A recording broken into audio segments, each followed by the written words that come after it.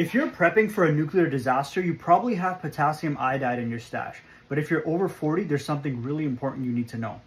Potassium iodide protects the thyroid from radioactive iodine-131, which can cause thyroid cancer after a nuclear blast or meltdown. But once you're over 40, your thyroid cancer risk drops, but the risks of taking potassium iodide go up. That's why you should only take potassium iodide if your thyroid dose will exceed 500 milligray. That's a very high dose. That usually means you're right in the fallout path, not just nearby. So how do you know if your exposure is that serious? A Geiger counter shows real-time radiation levels in microsieverts per hour. A dosimeter tracks total accumulated dose in millisieverts over time. Normal background radiation is usually 0.05 to 0.20 microsieverts per hour.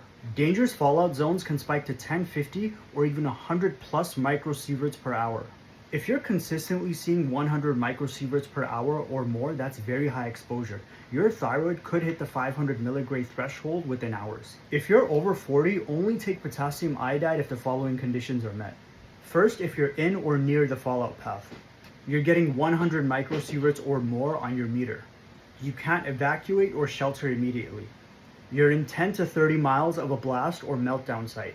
Otherwise, the risks outweigh the benefits.